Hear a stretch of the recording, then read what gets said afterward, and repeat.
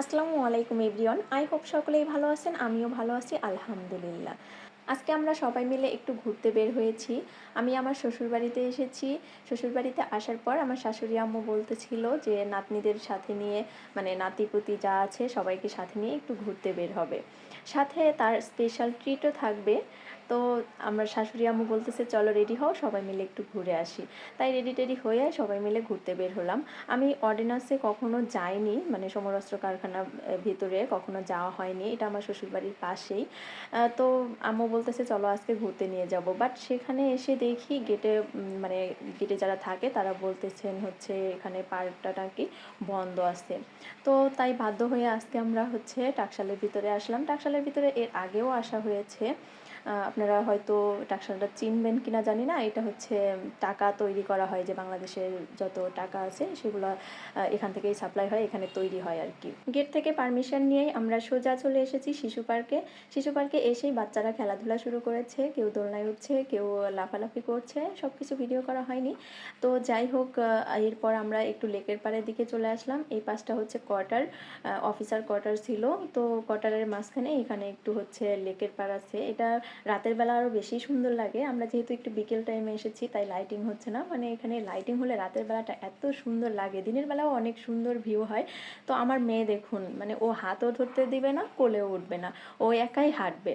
আমি তো ভয় পাইতেছিলাম যে পড়ে না যায়, অনেকবার পড়েও গিয়েছে, তবুও সে হাঁটবে, মানে সে কোলে উঠবেই না, শুধু হাঁটবে আর হাঁটবে। তার হাঁটতে নাকি অনেক ভালো লাগে, সে ঘুরতে বের হলেই, কোনো পার্কে গেলেই শুধু হাঁটবে। তো এই যে আমার ছেলে লেকের পাড়ে একটু দেখতেছিল। তো দেখুন এই যে এই সাইড দিয়ে হচ্ছে এগুলা মানে কোয়ার্টার আর কি। তো এখানে লেকের ভিতরে হচ্ছে বিকেলবেলা বাচ্চারা খেলা করতেছিল। কিছু বাচ্চা হচ্ছে গোসল করতেছিল আর কিছু বাচ্চা বোট নিয়ে খেলা করতেছিল, আমার মেয়ে সেগুলো দেখতেছিল। তো আমরা ঘোরাঘুরি শেষ করে চলে আসলাম বন ক্যাফে।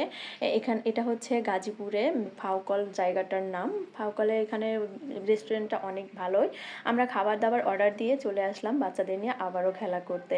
ওরা মানে খেলনার কিছু পেলেই হয়েছে, একটু খেলার জায়গা দেখলেই, দোলনা টোলনা দেখলেই চলে আসবে খেলার জন্য।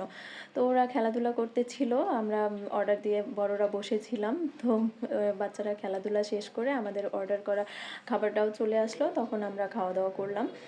তো দেখুন বাচ্চারা কত সুন্দর চুপচাপ বসে আছে, মনে হচ্ছে কত ভালো, কেউ কোনো দুষ্টুমি করে না, ভদ্র। কিন্তু এই ভদ্রতার পেছনে যে দুষ্টুমির ফেসটা লুকিয়ে থাকে সেটা আর দেখাচ্ছে না এখন।